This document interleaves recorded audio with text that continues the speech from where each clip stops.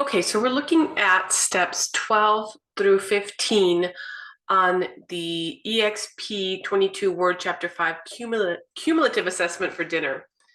And it looks like on step 12, you're asked to scroll to page 3 and then click or position the insertion point before the paragraph mark that follows the name. So we're talking about here in this position, right before the paragraph mark and after the name. And we're going to insert a rich text content control. So in order to insert a rich text content control, we have to be in the developer tab. So I'm going to go ahead and click on that.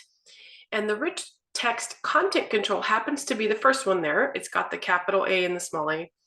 It's not the plain content, right? It's rich text, which means that we can have a little bit of formatting in that. So we're going to go ahead and click on that, and it's going to insert that rich content control right before name. Now, once we insert the name rich context control, we're going to do the same thing for the next 4 items, which are address. So we click right before the paragraph marker and then insert the control. We click right before the paragraph marker in city, state, and zip, and we click on the control. And we do the same thing for phone.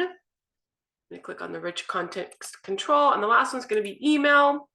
So I'll click on that. So now we have controls that can be used to just type in the information for this particular client. All right, now we've completed step number 12. I'm going to go on to number, actually we've completed step number 12 and 13. And now we're going to go on to steps number 14. So in 14, it asks you to insert a drop-down list content control, which is different than rich context because we can select items from a drop-down list. So we're going to go ahead and click on right before the paragraph marker in the line that reads, please indicate plan preference. All right, so the 2 items that we're going to include, actually the 3 items are weekly dinner, dinner party at home, and dinner at home with wine. So before we can include those options, though, we have to include the control. So we're going to go up to the developer tab again, and we're looking for the drop down, right, which is the second to last here, drop down list content control. I click on that item, and now I've got my field here, my control, but there's no items to choose from. So to create those items, I'm going to click on, making sure that I've selected my control. I'm going to click on the properties option at the very top here. And in this particular step, it's asking me to leave the title and the tag blank, which I can do. And all this wants me to do is to select, or to create, I should say, the options for this drop-down control. So I'm going to click on add because I want to add my first option. And the first option is going to be weekly dinner. All right, so once I type in my option, I click on OK, and you'll notice that it's become an item here in my drop-down list. I want to add another one, and we're going to call this one dinner party at home. Got it. We're going to click on OK. And the last one's going to be called dinner home wine. Okay, so now as you can see, I've got my 3 items listed here. I'm done including my choices, so I go ahead and click on OK. And it looks like nothing has been included, but at this point, we just haven't looked at what is available to us. If you click on the drop-down list there, now you'll see the 3 items that you just created. Okay, so I'm done with number 14. So I'm looking through my form, and it looks pretty good, right? I've got all this information, and I realize that I do want my clients to be able to fill in the forms, right? I want them to be able to select their choices here and to give me their information down here in these fields. But I don't want them to be able to do things like change the pricing or to change the terms, right? So in step number 15, we're going to restrict editing to filling in forms only, which means that whoever receives this form, once I've restricted the editing, will be able to type into these preset fields, but will not be able to change anything else but the field forms. All right, so let's go ahead and restrict the editing. We do that by clicking at the very top here, still in the developer tab. I click on the restricting editing option, and it tells me to do that there. And it asks me to restrict it to filling in of forms only. Number 1 is asking me for formatting restrictions. Well, this has nothing to do with formatting, right? Bolding and so forth and so on. We actually want editing restrictions, right? So you can only edit if it's a preset field.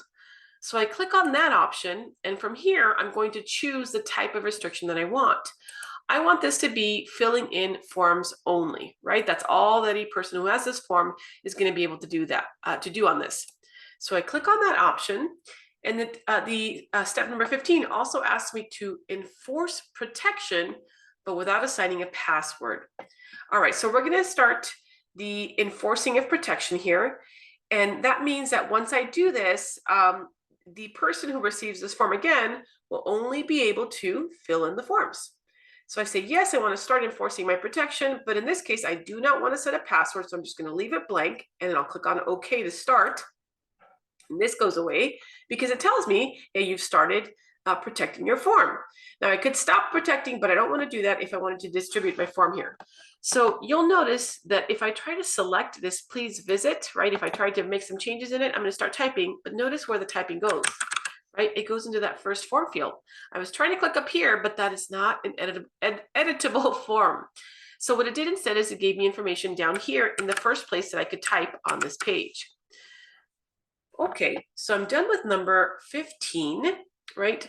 Actually, I'm not done with number 15 because the next portion of this asks me to fill in the information for this particular client. So it asks me to go into the name field and to type in Sarai.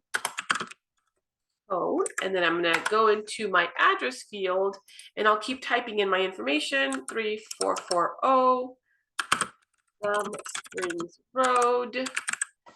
And then my city, state, and zip is going to be Catalina. And my phone number is going to be 448-555-6811. Got it. And then last is going to be my email here, which is, in this case, show@centurylinc.net. Okay, and the last thing it asks me to do is to set a preference, right? A plan preference here. So we're going to click on the drop-down menu, and this is what your clients would see. And we're going to choose from there the dinner party at home option. And you'll notice that once I make a selection, then it fills it in with that selection. Of course, you could always change your mind, right? And it'll just replace whatever it is that you selected. In this case, though, we're going to go ahead and select the dinner party at home option. All right, so once you put in all of this information, the last step for the last portion of step number 15 is to stop the protection and then close the restricting editing pane. So once we click on the stop protection, it means that I will be able to go in, and if I wanted to, right, I could make whatever changes I want. You'll notice those changes happened here. I'm going to undo that, but I wanted to show you the difference between protecting the form and then taking off the protection. All right, so once you finish that, it asks you to save your file, and then you're ready to submit it to the grader to see how you did. Okay, good luck.